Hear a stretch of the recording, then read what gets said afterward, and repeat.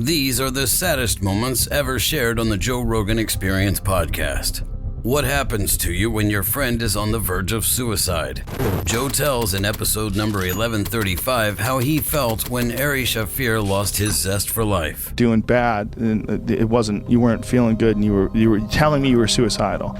I was like, okay, stop. We're gonna figure this out. I don't know what to do. Yeah. We're gonna figure this out.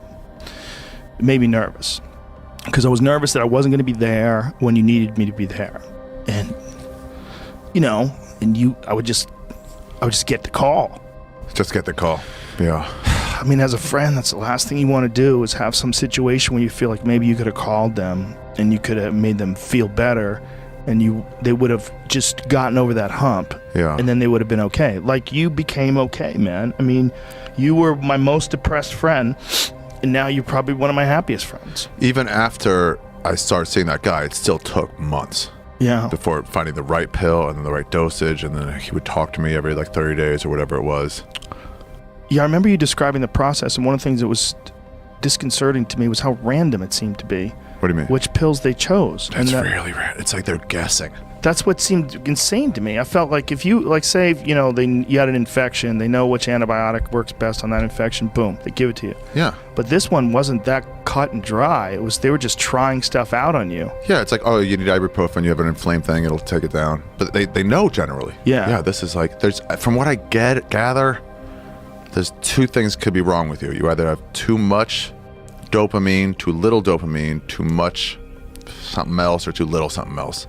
Huh. And so each of these pills, I think they're into 2 categories or 4 categories, and they either affect your dopamine or they affect the other thing. Either limit it or push more in. And then the other, so they don't know which one's doing it to you first. And then once they narrow that down, they got to decide if it's like getting too much of it or too little. I don't know. If you're bipolar is a separate thing. They're just guessing. Jesus. And then while you take this shit, you've added the horrible feelings and then added some awful side effect. And it's like,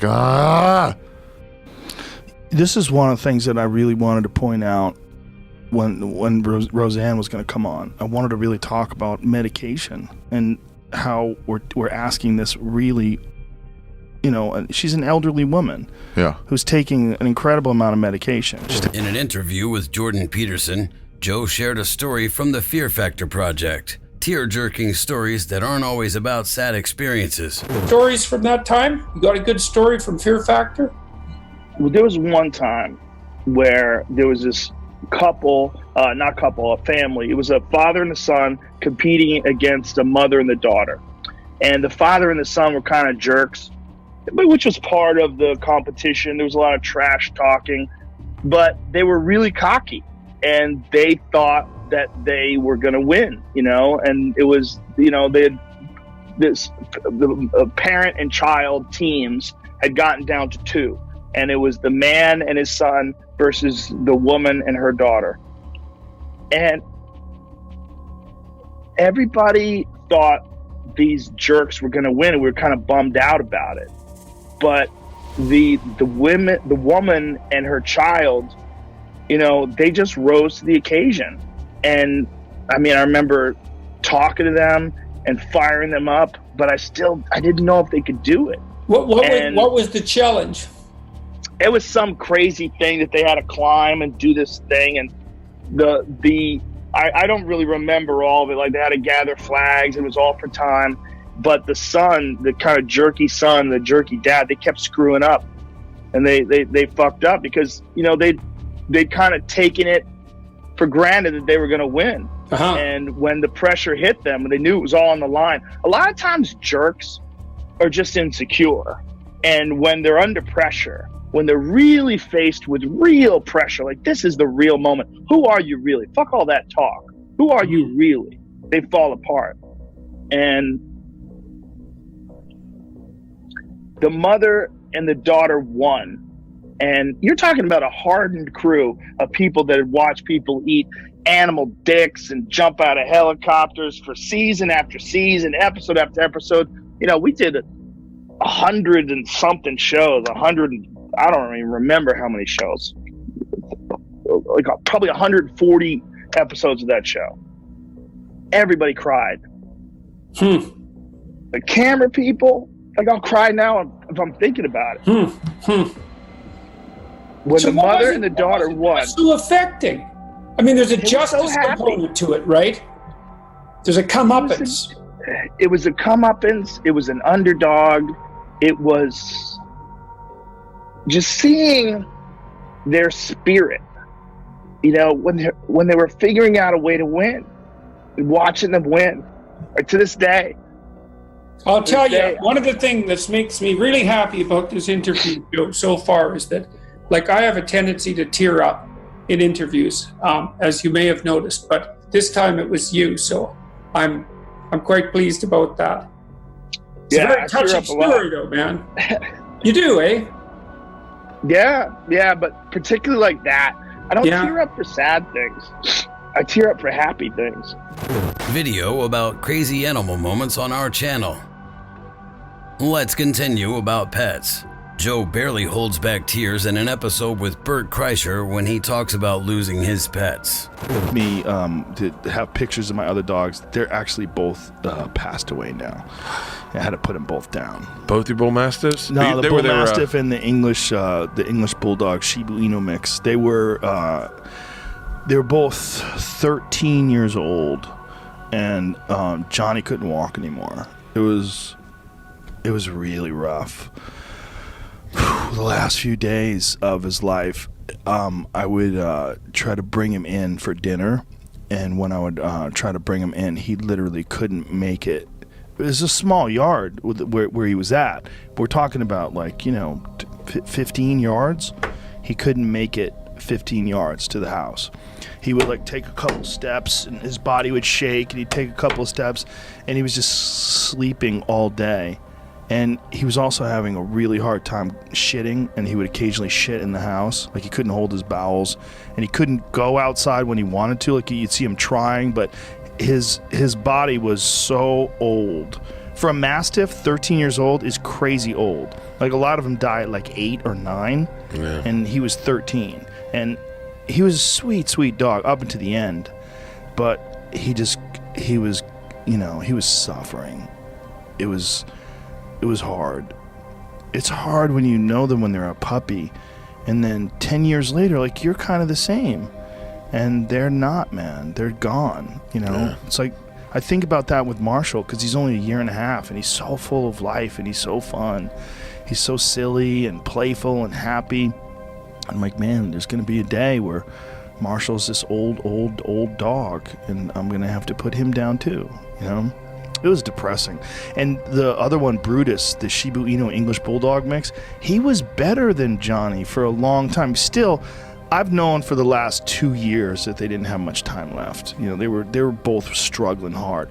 But Brutus took a real hard turn over the last few months where he wouldn't even come in. Like, I'd try to get him to come in. I'm like, come on, buddy, you want to eat? I try to put a little food in front of his face, and he would try to stand up, and his legs would be shaking, and it's just so hard, man. It's so hard watching them fade away, and then also watching them suffer, a lot the last days where you have to decide where, me and my wife had to have conversations like, look, we have to do something. Like, this, like, one day we're going to come home, it's going to be a dead dog, and it's not like they're having a good time. Like, this is a horrible, suffering, slow demise. So. Did you have someone come to the house, or did you take them? Yeah. It was rough, dude. Anthony Bourdain is a man who changed Joe's worldview. His loss was very painful. We can see it in his emotional episodes number 1518 and number 1172.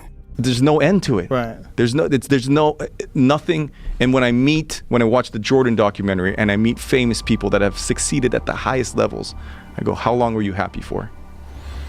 Maybe a day, maybe 24 hours. And then what happens the next day?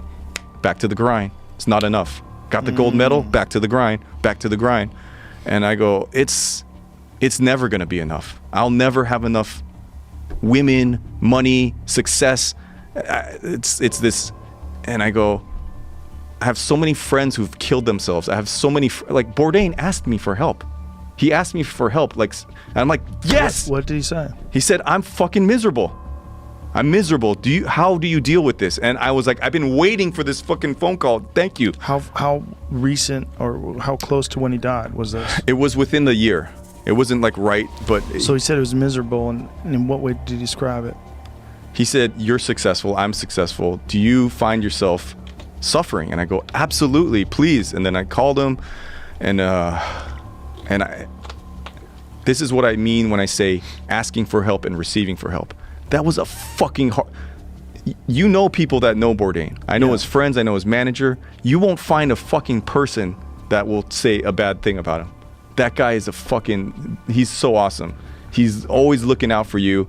He'll show up for you. Whatever you need, he'll take care of you. He's an amazing guy. Very, very interesting guy. Very intense. And so you can't find anyone, but I'm like, you're a fucking asshole, dude. You're an asshole. You murdered yourself. You murdered yourself. You killed someone. That person happened to be you, but you couldn't even show up for yourself.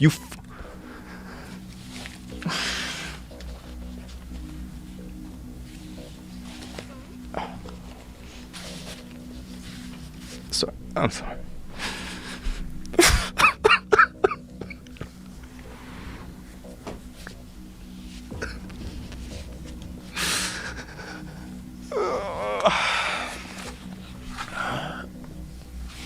I'm sorry. I'm getting it's okay, real. Man.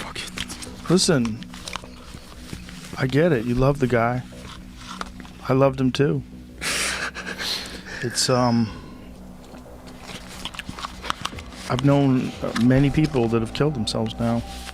It's a very sad thing. That you can never fix. That sadness is always going to be a part of you. You're always going to think, maybe I could have gotten to him. Maybe I could have talked to him. Maybe if I was there. But that was it. He did it. He reached out. He's like, I relate to you, Dave. I connect with you. And I was like, yes. So what did he wind up doing? I talked to him. I said, hey man, here's all the things I've done. I'm in a really good place now. I can help you. I can refer you to places. I got you. And it was almost like, thank you for caring for me. Thank you. Like he was severe codependent. Like he was a people pleaser, right? He's like, he never said no. He's like, I'm gonna fucking help everybody except for myself.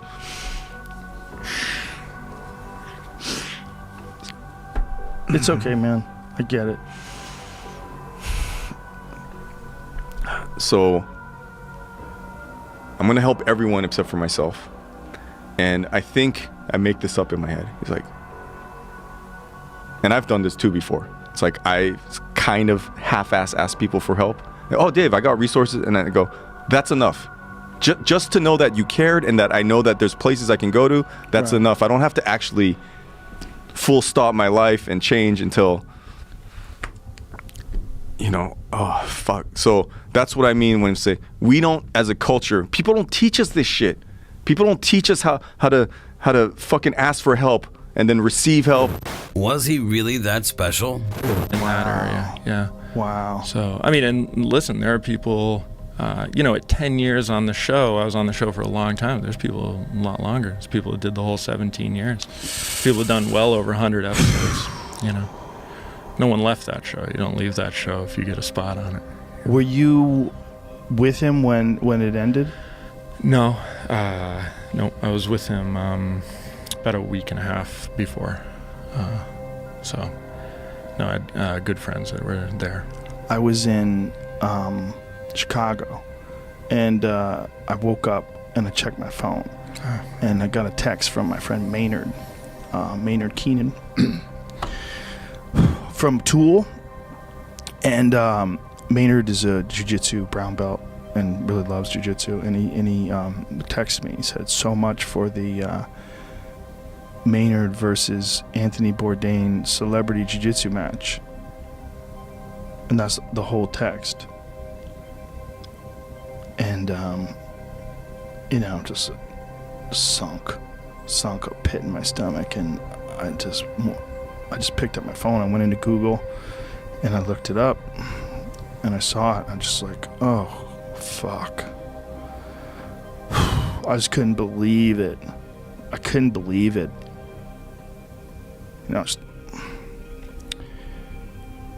started crying.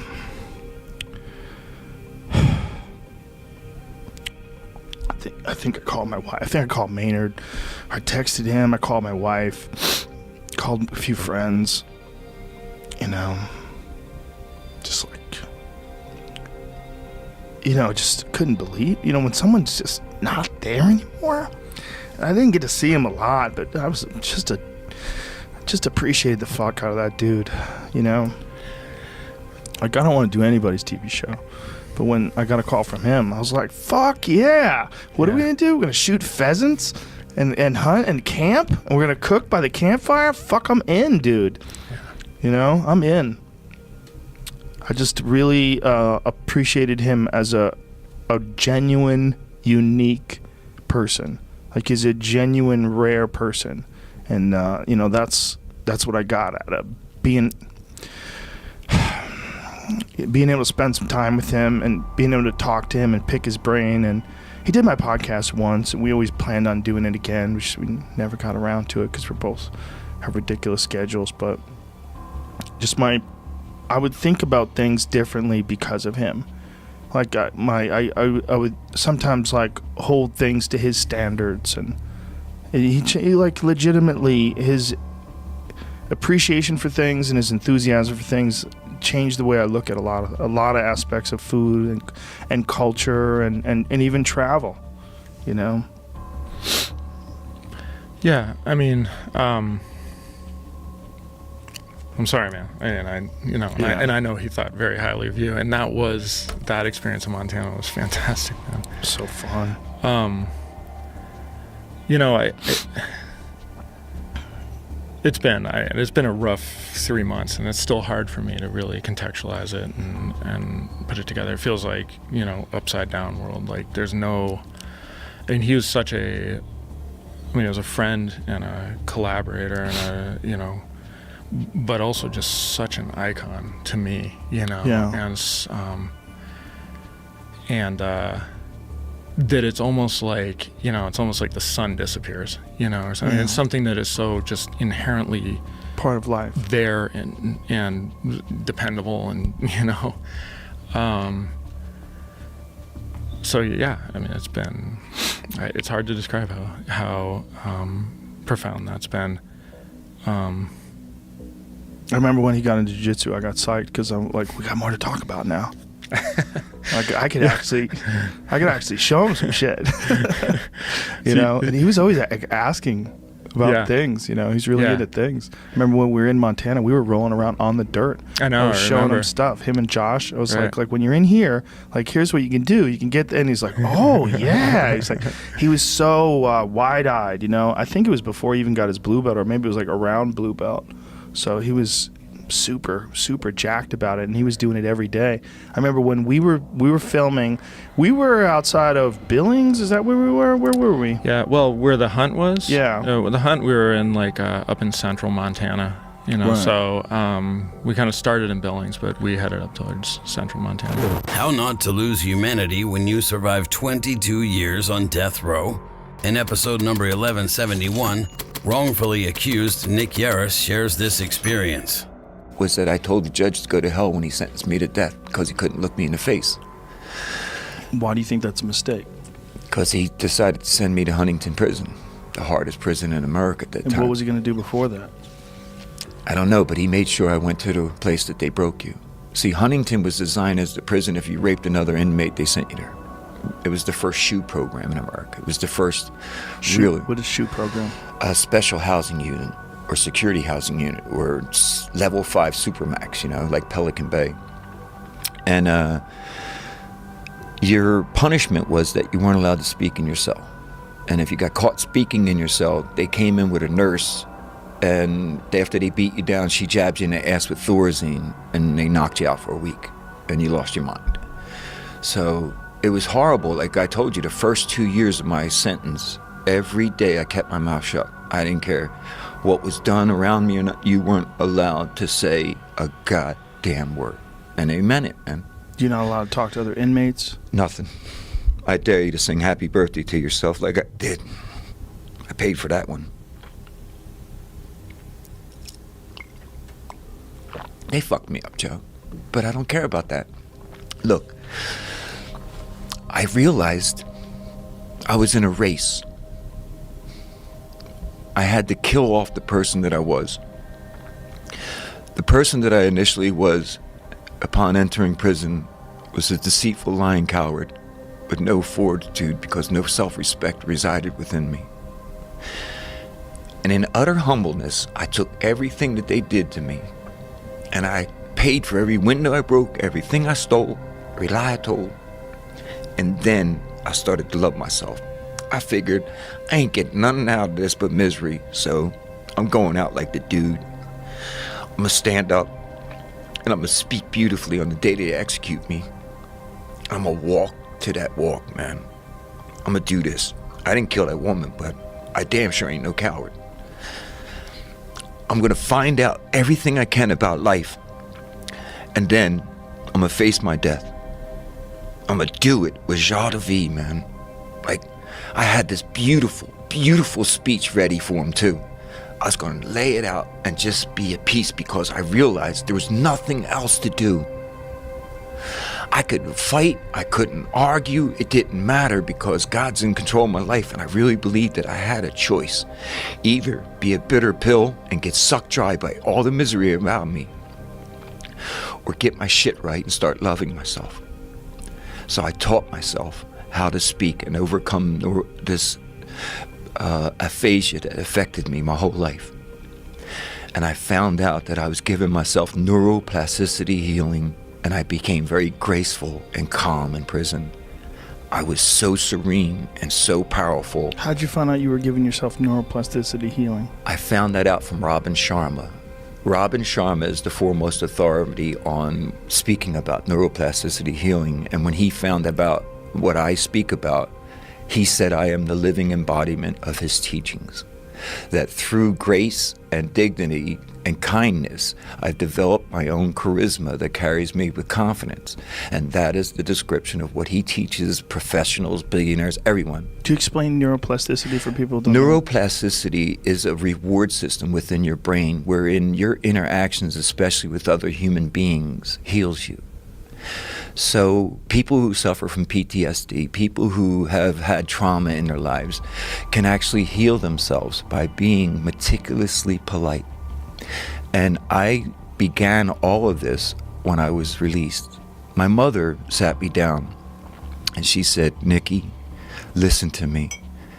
For you to get out of prison and not be a nice man is a waste of everyone's time. Every prayer, every time someone called me the mother of a monster, every time a woman spit in my face, everything that I went through is a waste of time for you not to be a nice man. So I want you to promise me one thing. Every day, I want you to go out and say, 'Yes, ma'am,' 'Yes, sir,' and 'Thank you.' Because I want you to show respect for who you are in that way. They hurt this family badly. It's the only thing I ask." I didn't know that she handed me the tool to healing, because neuroplasticity is the self-contrived act of rewarding yourself for being a nice person. And my gift over the last 14 years is that I made myself so amazingly pliable and gifted at helping others find the good within them. That's the reason I'm truly here today. The thing that I've been able to accomplish through my writing and through my efforts is to show people that you take things personally in life, you be then a fool. Because what you've done is you've taken all the hurts and you've made them the justified reason why you have to be an asshole to somebody. Whereas you keep forgetting that you've been given a break over and over just to be here, man. Dude, I've been shot, stabbed, strangled, run over by a car. I hung myself in prison, 2 drug overdoses, and I had a cannibal trying to murder me for 2 solid years. I know that I could fall at any moment from my own hand. But God bless me, I believe so much in my purpose in life that I won't kill myself. I won't give up, and it's only because I've been tested that I know that it has to be for a reason. The warmest conversation came when Joe spoke with Kamaru Usman. To see afterwards, there's a video of you and Tyron's mom and Tyron's mom afterward. It is a beautiful video, man. Yeah, man. It's a tear jerker. I let it go, because I'm one of those guys. I never really sit and stop and smell the roses and things like that. I always have a chip on my shoulder, and I'll explain why that is, but I always had this chip on my shoulder with everything that I do. So I never really sit and celebrate and say, oh yeah, I accomplished this, or I did that, or did that. But I known his mom. I've met her previously to the fights. I fought in St. Louis one time, and of course I'd seen her several times at his fights, but I was fighting in St. Louis, and I was there early, and she was at the hotel. Tyron wasn't fighting or anything, but she just came to the hotel. I think she was just hanging out, and I got to sit with her before like all the fighters even came into town. I had to sit with her. I think we sat for a couple of hours, maybe 3-4 hours, just talking. I got to know her, and she was just such an angel, but at the same time, she's a gangster too. Like you can't, you know, she was everything. And the biggest thing I could compare her to is, if you ever seen that show for way back, it's called Touched by an Angel. Mm-hmm. And I forget what her name is. She's like the famous like black actress. And do you remember that woman's name? Adele. I forget her name. What is it? It was Maya Angelou. It was that? No, it wasn't Maya Angelou. It was that. Like, I mean, she was Maya Angelou status, how big as she was, and inspirational. But that's kind of what I compare her to. And so we got you know, I knew her, and Tyron obviously wasn't who I would have chosen to take the belt from, but is how long can you hold yourself back? Because being a champ, there's a huge, and Tyron said himself, there's a huge difference between being a challenger and a champion. Yeah. And of course, I needed to have my family in that argument. I need to get them to that status to where now I'm setting my daughter up. I'm setting my everyone up for, you know, better life forever. And I couldn't continue to hold that back. So yeah, it was unfortunate that I had to take that from him. And I kind of, in a sense, I felt like I was taken away from what he was doing for them. So when I saw her walking backstage, I just couldn't control it. I just let go, and I just can help but cry on her shoulders. It's a great video. What is her name? Was the woman's name? The actress is Roma Downey. Downey. Yeah, that's her. The video is amazing because she's hugging you and she's telling you congratulations, and she's telling you that they're going to be coming for you. So train hard. Yeah. And just like her attitude, man, it's beautiful, man. It's amazing, her character, that she handled that. I mean, this is her baby. Her baby just lost every round, and it was a pretty dominant victory by you. And for her to treat you that way afterwards just shows amazing character. Yeah, and it is right here. Yeah. You can see it up here. Look at her. She just embraces you, open arms. It's all good. It's all good, baby. Look at that. All good, honey. That's your part. It's all good. Amazing. It's your turn. It ain't his time. It's your time. Be encouraged. That's an amazing woman right there. And keep on working, because it's going to come for you. And you take it to them. It's all good. Wow. That's amazing, man. Yeah. And even Tyron, the way Tyron handled it's crazy, right? It makes me cry. Something in the air over here. What's going on? Yeah, I got it. Dude, I got it too. It made me cry when I saw it. It's making me cry now. Yeah, man. And the way she treated Tyron too, the same thing. I mean, she's just. That's how my mom is too. So I felt such a connection to her, because my mom is the exact same way. My mom would have done the same thing to Tyron. And it was powerful, man. It was moving, and because it goes to attest to how big the sport is as well. Yeah, like it's not, oh man, it's just a regular fight. You guys hate each other and you're fighting. No, this was a competition. Yeah. In episode number 1987, musician Jelly Roll shares the story of the impact music had on his family. A touchingly sad story about the search for meaning and music therapy. Like, my music has always been therapeutic. My music has always been for people. What got me into music was my mother. So my mother was a woman who struggled with extreme mental health issues and drug addiction. And she would never come out of her room, Joe.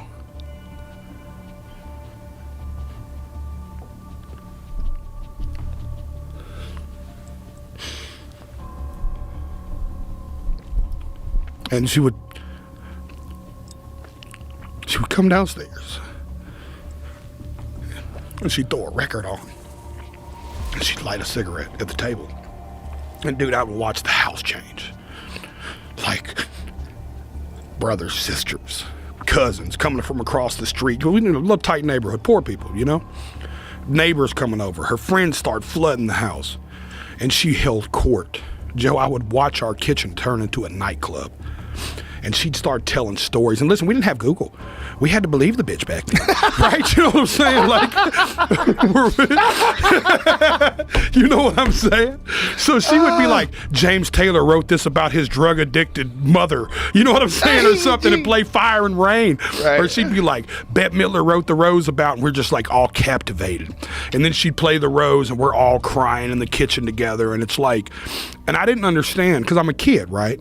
But something changed in her when the record went on, is how I looked at it. I didn't know anything about drug addiction, anything about schizophrenia or bipolar or any of this stuff she was dealing with, or manic depression back then, what they called. I didn't know any of this. I just knew that this lady never fucking leaves that room, and when she does, it seems like the music does it. So I spent my whole life writing songs for her, right? I was like, I kind of indirectly was like writing these songs for the addicted and the broken. You know what I mean? Because that's what I was seeing. Yeah. So it's like I found purpose in the music. And like I tell people, if I was going to do it for money, like any sane fucking comedian or musician, I'd have quit 10 years ago. Because fuck, I didn't make any for 15 years. You know, if I was doing it for money, I'd have quit forever ago and went and got a job. I just knew that it was always helping people. You know what I mean? It's like the music was all, because I seen how it helped my mother. And I knew the power of music. And to this day, like when you first bring up music, I'm like, I'm a mood guy. It's like, you know how I feel about what I got to go listen to. Like, to this day, if I'm going through something in life, I'll grab a joint, go hop in the pickup truck and tell my wife I'll be back. And she knows what I'm doing. I'm just going to go listen to music for an hour and smoke a joint, and I'm going to come back and sort through this shit. But it was something about that made me want to write songs for purpose. What else do you think could move Joe to tears? Fragile Rose. Why? There's one who's really interesting. Her name is Rose Namajunas. And she's an intensely, like, sweet person. She's super emotional. Like, there was a video of me interviewing her after she just re-won her title. And I was talking about her mindset. See, find that on my Instagram, because like I was talking to her after she won the title. It was this amazing thing. She knocked out this girl, Zhang Weili, who's this monster. She's terrifying. She's this physical specimen, and she knocked her out with a head kick in the first round. It was crazy. But before the fight, she was like almost in a trance. And she was standing there while they were getting ready, and she's going, "I'm the best. I'm the best." She was standing there, like. This is after she won the title, but give us some volume. Well, this girl just got knocked out. But back it up. We didn't say that shit for years. You're the best motherfucker. Who the best? I'm the best. That's Pat Barry. That's her boyfriend and her trainer. And he's like, "Who's the best?" She's like, "I'm the best." And so they give her the title, and then I talk to her about it. And when I'm talking to her, she's emotional, she's crying, and I cried. I totally cried. This is the first time I ever cried. During an interview, the first time. But God did it, man. I really just had to have faith in him, and that's what got me through. You were so focused. Before the fight started, you were standing over there, and as Bruce Buffer was saying your name, you were saying to yourself, "I'm the best. I'm the best. I am the best." One of the most feminine people ever. She's beautiful. She shaves her head so she doesn't have to think about her hair. But if you see her with long hair, she's a gorgeous woman. She looks like a model. It's like, it has nothing to do with men beating each other up. It has nothing to do with brutishness. It has to do with high-level problem solving with dire physical consequences. And the reward. You see the reward? She's the champion of the world. That's how beautiful she is. Gosh. Yeah, she's fucking stunning. Oh she's my gorgeous. gosh. She's Okay. gorgeous. No, this and she is the champion of the fucking world. She's the 115-pound champion of the world. She's tiny. She's a great example. Because there's nothing about her that's aggressive, nothing about her that's brutish. When she won the title the first time, when I was interviewing her, one of the things she was saying is just, we have to be better people. She had this message while I was interviewing her in the cage after winning a fight. And she's like, we got to be nicer to each other. That was her message. An inspiring story from Diamond Dallas didn't leave Joe indifferent. We hope it inspires you to live life to the fullest. What was wrong with Arthur? Okay, let me just tell you the backstory. Okay. This is crazy. Anyone who got my program 11 years ago, it was just workouts, period. And it was 3 different levels. And this first one was called 50 plus. It's kind of like what I'm doing today where I'm helping people who are really disabled. And okay, so there it is right there. You want to watch it? Sure. Hey, let's watch it. Okay, can we play this on YouTube? Yeah, start from the beginning. Start from the beginning. This is awesome. Doctor told me I'd never walk unassisted again, it says. So for the people just listening, it says, for 15 years, doctors told me I would never walk unassisted again. And we're seeing this gentleman with those crutches, those cane things on his forearms. I accepted this as fact. I was a 47-year-old disabled veteran, and I had basically given up.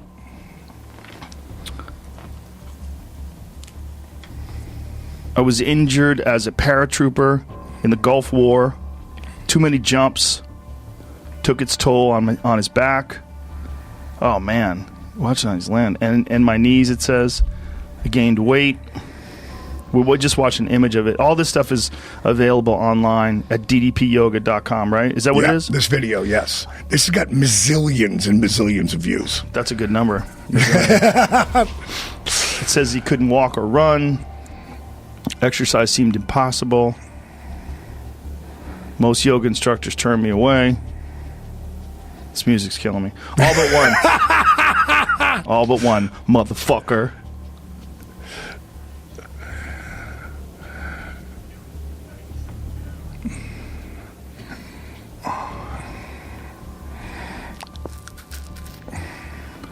It says he didn't know me, but he believed in me when no one else did. How long is this video? I feel like we might 4 have minutes. The payoff is worth it, brother. This. Oh, look at him doing it here. And see, I was using a chair. Yeah, that's to hold on to for balance. Well, to get up, get down. Like it says, I fell many times. Yeah, but I got back up. It's all about getting back up, right? This is very impressive. Just watching him do what he's doing here. This guy's got heart. You know, it's the attitude to do something, even though it's difficult and in pain, is so damn important. It is so important. People have to force themselves to do something. And this guy is one of the best examples of that you're ever going to see. I mean, who had a better excuse to give up than this guy? Wow, look at all this weight he's lost. This is crazy. He's a teacher in Baltimore. He's lost a shitload of weight. It looks like he's lost like 8 inches off of his belly. At least. It says, I started to believe that it could happen. So in this progress thing, you're seeing him trying to walk without his canes and falling down. Flat on his face. Yeah. Starting to build his core strength. This is crazy. He's getting ready to do handstands now. Oh my God. This guy crashes into a fucking china cabinet. I love it. He's going to kill the cat. Get out of there, cat. He just said, just because I can't do it today doesn't mean I won't be able to do it someday. Yeah, look at him here, man. Full push-ups. Wow, walking with one cane now. That's incredible. What a difference in his posture and everything. Look how much weight he's lost. And how often was he doing it? Every day? Every day. Sometimes twice a day. So remember the pictures I showed you, right? Check this out. Couldn't stand on 2 legs. Now he's standing on 1 and holding his foot up in the air. That is insane. Look how slim he got. Holy shit. He lost 100 pounds in 6 months. And he's holding that cat. That cat's going to die. I told that cat, get out of there. But more important, holy shit. He's running. That is insane. He's not just walking, he's running. Sprinting. Holy shit. That is incredible. That really is incredible. Wow. Look how fucking slim he is. That is really amazing. Never. What is the name of? It says never give up. What is Arthur, the name of this video so people can find it? Never give up. If you go to ddpyoga.com, it's right at the bottom. Oh, look at him. Look at the difference in him. He looks like he's 10 years younger. Lost 140 pounds in 10 months. Holy shit. Wait. Whoa! That is crazy. Standing on his head. That is crazy. That is crazy. That's so amazing, man. I'm going to show you a picture that no one's seen this. I'm saving this for a TED Talk that I'm going to do. And they've been asking me a couple times to do it, and I just wasn't ready, but now I am. I'm just waiting. I'm waiting. Eventually, they're going to get a hold of me again, and I'm going to do it. And I'm going to base it around anything. I'm crying, man. It did choke you up, right? It did. I told you it was a payoff. I mean, like, strong. And my business partner, Steve Yu, put that together. And I literally did it with his son originally, and it was pretty good. But Steve just took it. Like, he's the same guy who directed The Resurrection of Jake the Snake. So let me finish with him. In 10 months, he lost the 140 pounds. But fuck the weight, because this is not about weight loss. It's just an awesome side effect. And think about that. With my shit, you can lose weight, but you know you can't out-train a bad diet. Right. So you got to do everything. You got to, more than anything, change your mindset, which is what Positively Unstoppable is all about. Changing your mindset and owning that inner voice, the story you tell yourself. Yes. So Arthur lost 140 pounds. More importantly, lost some knee braces, back brace, and canes. Lost the knee brace. No more knee braces. No more knee braces. How did he do that? Well, let me finish. Knee braces and canes, not just to walk, but run. But this is what the program is really about. At 1 year, he's 5'6". Took a picture of his 6'2" son. That's insane. Standing on his back while he's doing it.